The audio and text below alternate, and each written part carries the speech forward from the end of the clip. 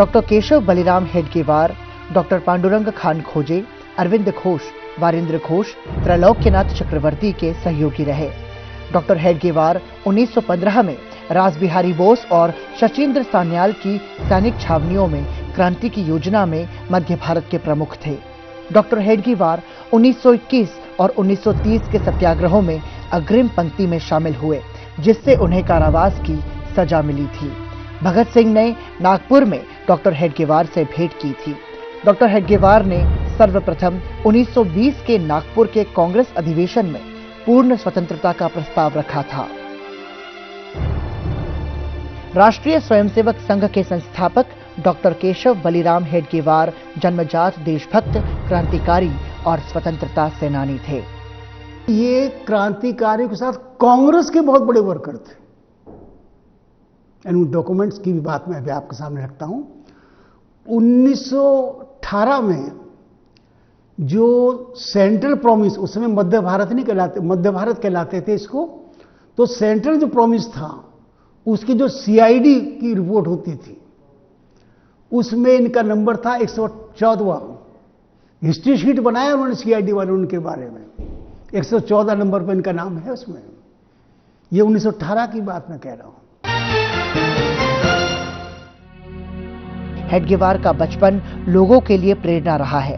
Primary school में उन्होंने अंग्रेजी राज की ओर से बांटी गई मिठाई फेंक दी थी। हाई स्कूल में इंस्पेक्टर के आने पर हर कक्षा से वंदे मातरम के नारे लगाना उनकी नेतृत्व क्षमता का परिचायक था। हालांकि इसके कारण उन्हें स्कूल छोड़ना पड़ा था।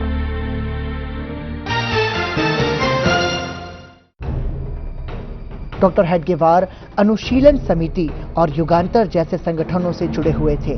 कोलकाता के जिस मेडिकल कॉलेज में वो पढ़ रहे थे उसकी मान्यता को अंग्रेजों ने खत्म कर दिया। केशव बलिराम हेडगेवार ने अपनी बुद्धि और युक्ति के बल पर उस कॉलेज की मान्यता को फिर से बहाल कर दिया। उन दिनों कोलकाता से क्रांतिकारी गतिविधियां चल रही थी। उन्हें देश के हालत और विप्लव का मर्म समझने का अच्छा अवसर मिला। 1857 की क्रांति के बाद देश में राष्ट्रीय आंदोलन हुए। उनकी धाराएं अलग अलग रही। एक धारा चली 1885 में, जबकि एक भगोड़े एओ ह्यूम ने और भारतीय राष्ट्रीय कांग्रेस की स्थापना की। उसकी पहली शर्त थी कि मेंबर वही होगा जिसकी राजभक्ति शक से परे होगी। कि जब संघर्ष हुआ था 1857 में तो वो भाग गया था, वो आगरा भाग गया था, इसलिए मैंने भगोड़ा शब्द प्रयोग किया। तो उसने, और इस्टेब्लिश क्यों की? इस्टेब्लिश इसलिए की कि उसके पास रिपोर्टें आ रही थी कि बड़ा भारी हिंसात्मक आंदोलन होने वाला है, तो उसको रोका जाए। तो एक सेफ्टी वाल्व की तरह से कांग्रेस को उसने स्थापित किया। और पहले 20 साल तक ये जो भी अध्यक्ष बना अंग्रेज भक्ति के गीत गाता रहा, विदाउट एक्सेप्शन। यानी सब लोग कहते रहे कि हमारा सौभाग्य है कि हम अंग्रेजों के गुलाम हैं। लेकिन बाद में कुछ क्रांतिकारी आए, लोकमान्य तिलक आए, लाजपत राय आए, तो ये धारा बदली। इसी धारा को आगे 1925 में डॉक्टर हेडगेवार ने दूसरे दृष्टि से इसको लिया।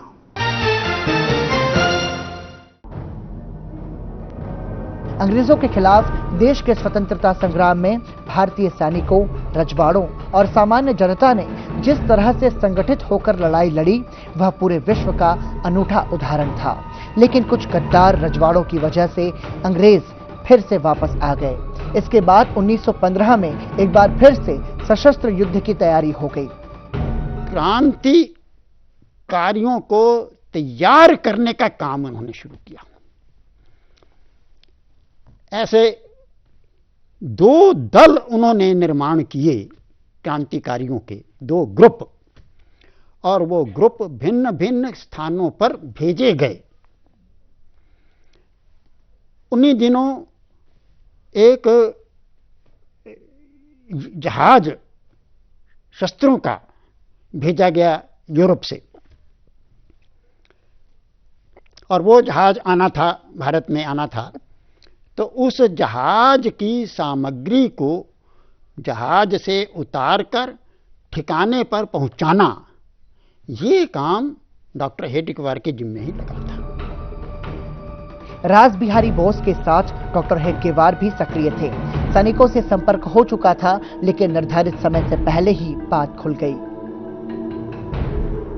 उन दिनों प्रथम विश्व युद्ध चल रहा था और उसी समय यह क्रांति करने की योजना बनाई गई थी, लेकिन दुर्भाग्य से वो सफल नहीं हो पाई, क्योंकि जो निश्चित तारीख की गई थी, निश्चित तिथि थी उसके लिए 21 फरवरी 1915,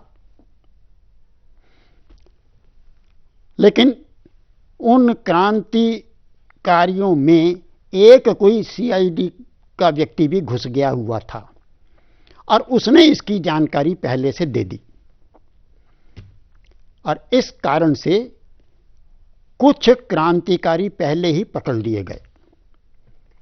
अब वो पकड़ लिए गए तो बाकी सब सावधान हो गए, तो ये सोचा कि भी चलो भैया ये 21 की बजाय एकदम 19 कर दो, तो 19 तय की गई, लेकिन वो मामला जमा नहीं और वो मामला असफल हो गया। ये सब सारी क्रांति योजना रास बिहारी बोस की थी। जब ये योजना असफल हो गई तो उसके बाद से इन सब लोगों को डॉक्टर हेडगेवार ने वापस बुला लिया।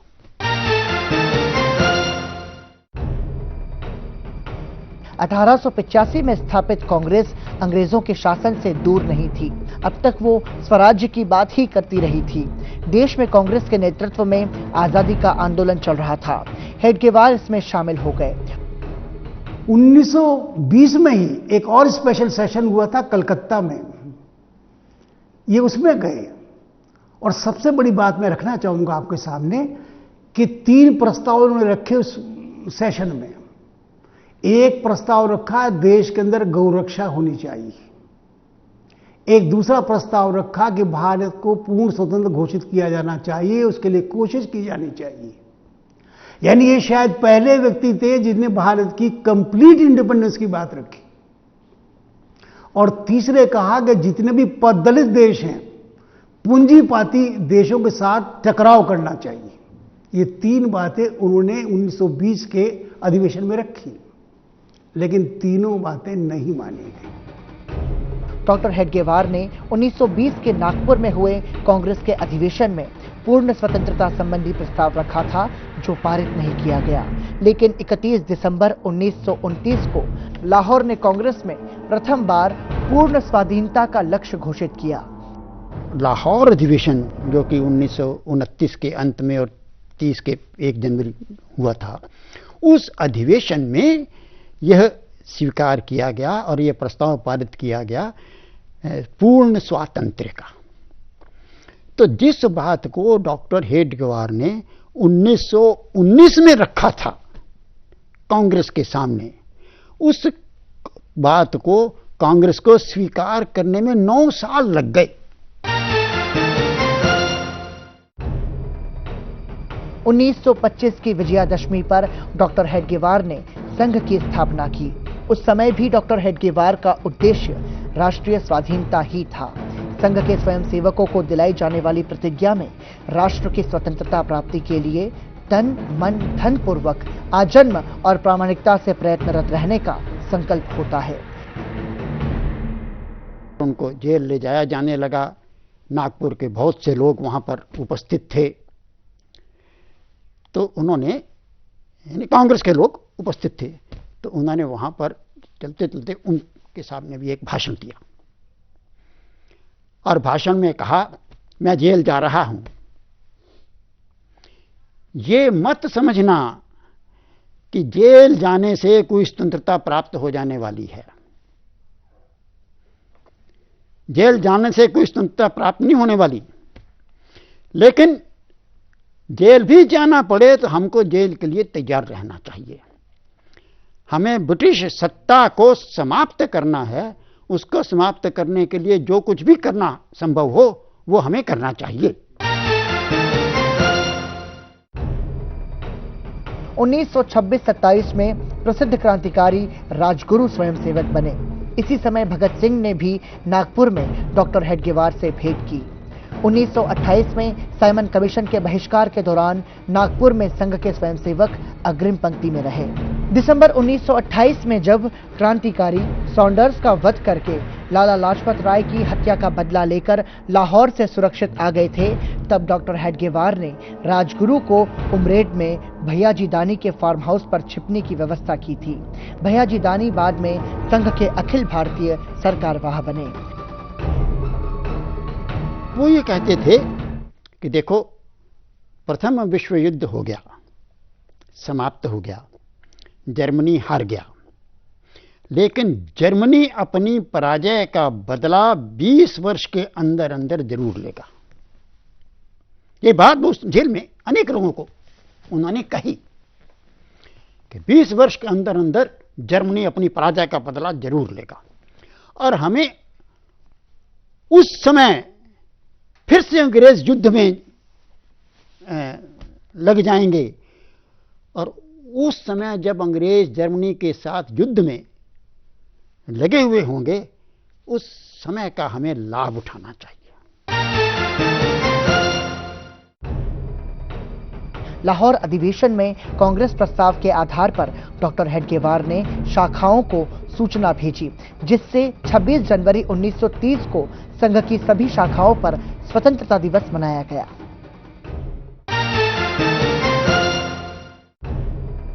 डॉक्टर केशव बलिराम हेडगेवार को अंग्रेजों ने 2 बार जेल भेज दिया। वो आजादी की लड़ाई में शामिल थे और अंग्रेजी शासन के खिलाफ आंदोलन चला रहे थे और जन जागरण कर रहे थे।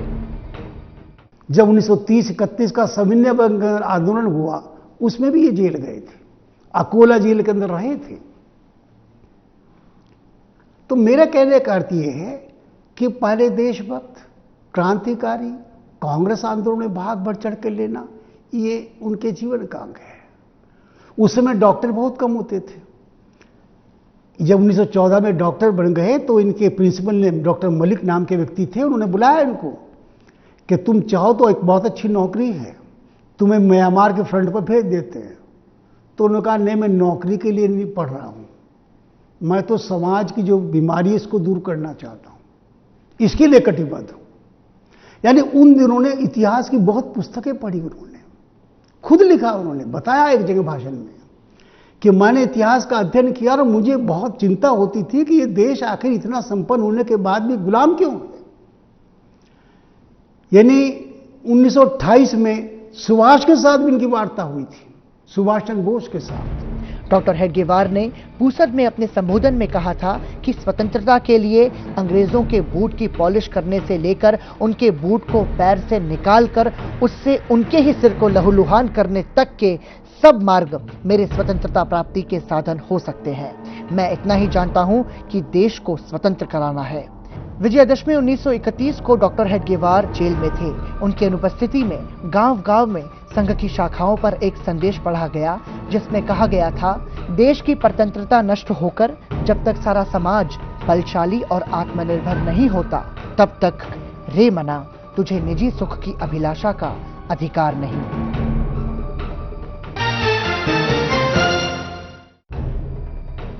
देश की आजादी के लिए संघ की गतिविधियां फिरंगी सरकार को खटक रही थी। गुप्तचर विभाग की रपट के आधार पर अंग्रेजी सरकार ने 15 दिसंबर 1932 को सरकारी कर्मचारियों को संघ में भाग लेने पर प्रतिबंध लगा दिया।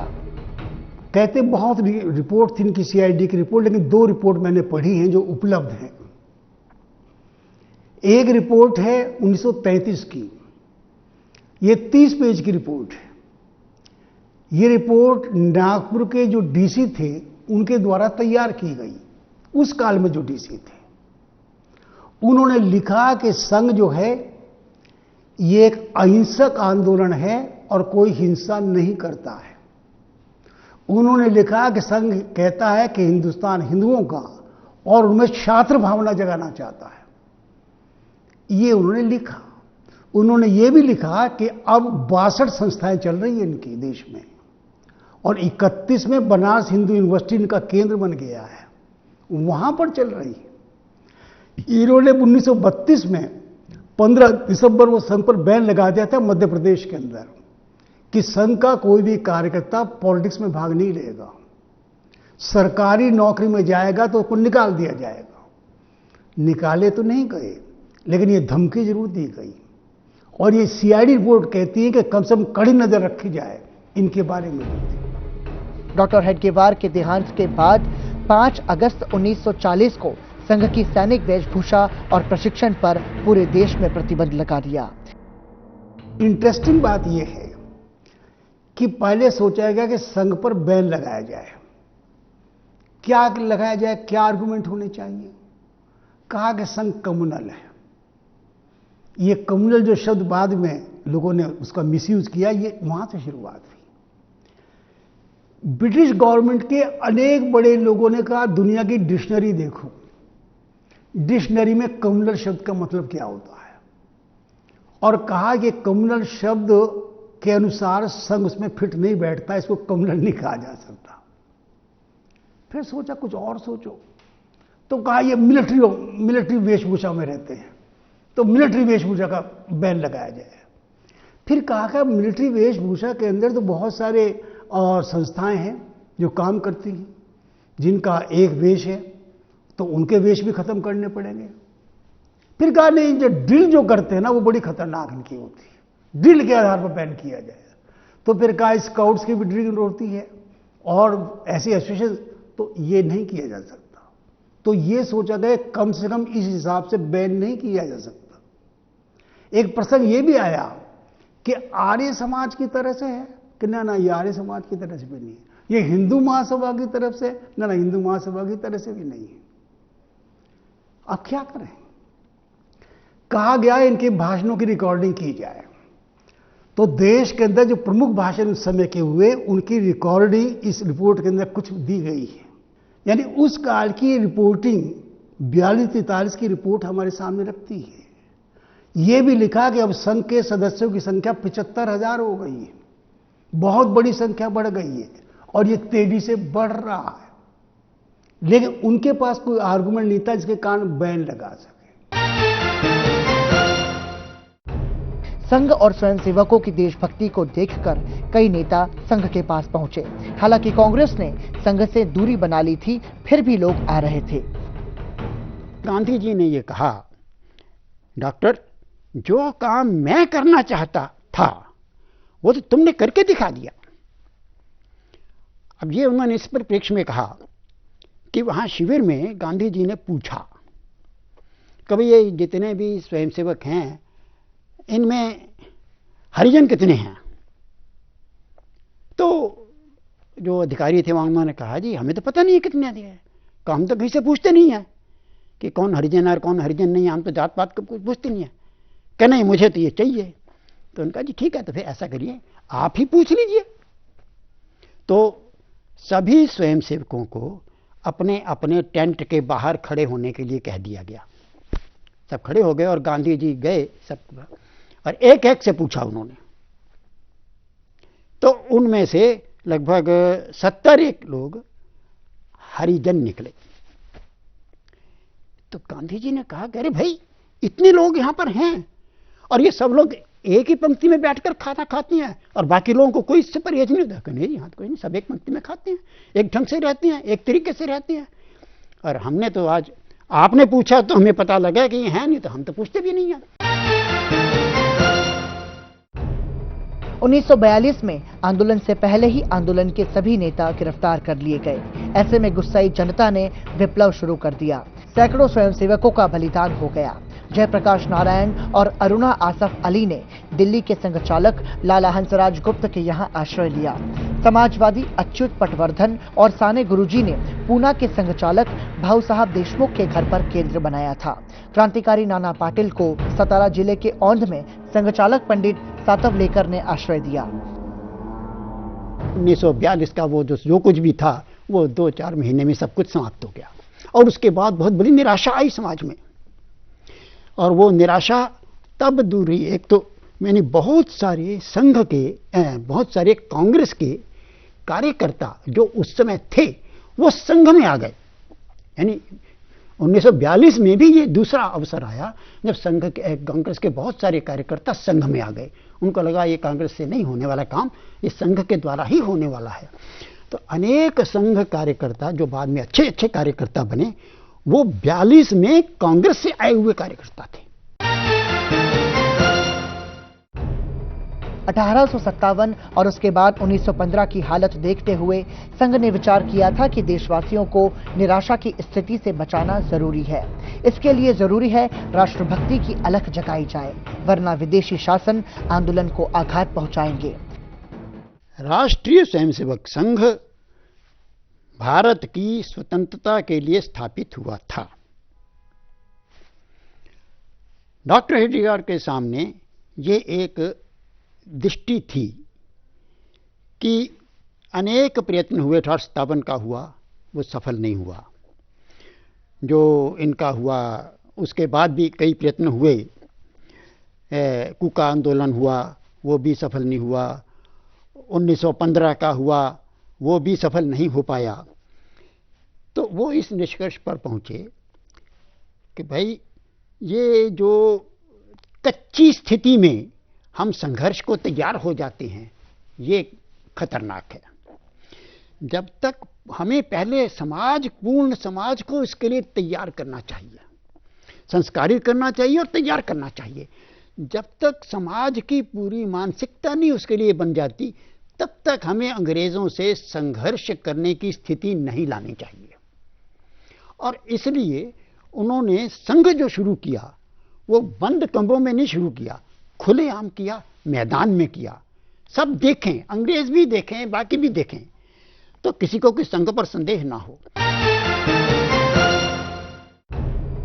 ब्रिटिश सरकार के गुप्तचर विभाग ने 1943 के अंत में संघ के विषय में जो रपट प्रस्तुत की, वह राष्ट्रीय अभिलेखागार की फाइलों में सुरक्षित है, जिसमें सिद्ध किया गया है कि संघ योजना पूर्वक स्वतंत्रता प्राप्ति की ओर बढ़ रहा है।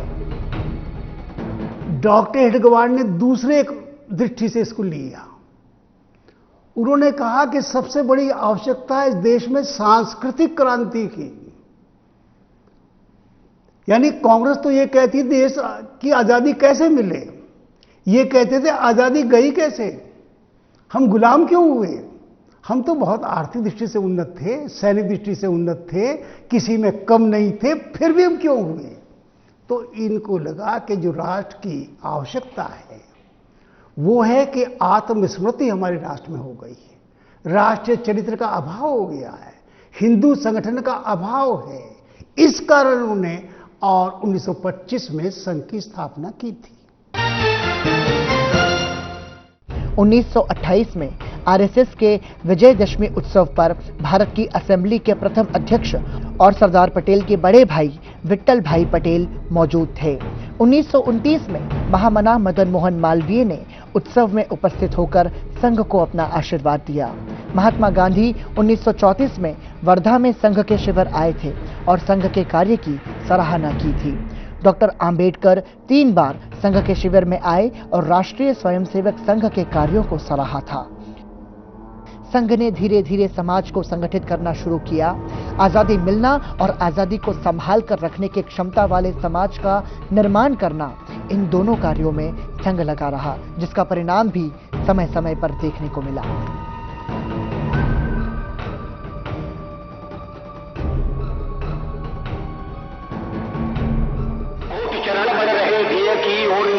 केशव के आजीवन तप की यह पवित्रतम धारा, सात सहस ही नहीं करेगा इससे भारत सारा। यह नवगंगा तोड़ चली है बाधाओं की कारा, एक जन्म क्या यहाँ फूल पशुबल ने सिर दे मारा। भू पर नहीं कोटि हृदयों में इसकी धार प्रबल है, इसे बांध रखने का पापी यत्न हुआ निष्फल है। तोड़ हिमालय चीर जटाए चली सिंधु की ओर, नगर ग्रामपुर डगर डुबाती इसका ओर न छोड़। किसने ऐसा दूध पिया जो रोके गति तूफानी, यह जीवन का ज्वार जली बनाती प्रखर जवानी। युवक हार जाते हैं लेकिन यौवन कभी न हारा। एक निमिष की बात नहीं है जिन संघर्ष हमारा, पृथ्वीराज की आंखें जाती स्वप्न उनके जाते। भर जाते हैं खाओ दाग पर सदा मिट रह जाते।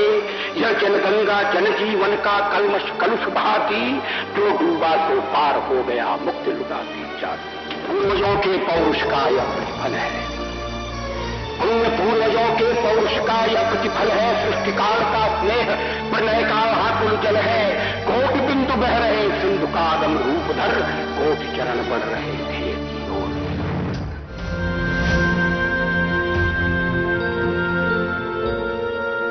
लो भाई, सरकार ने विकास की 5 नई योजनाएं लागू की। यार ये सरकार हमारे लिए विकास का कार्यक्रम बनाती कैसे? एनएसएसओ है ना। ये सरकार को इतनी जानकारी कहां से मिलती है? अरे एनएसएसओ है ना।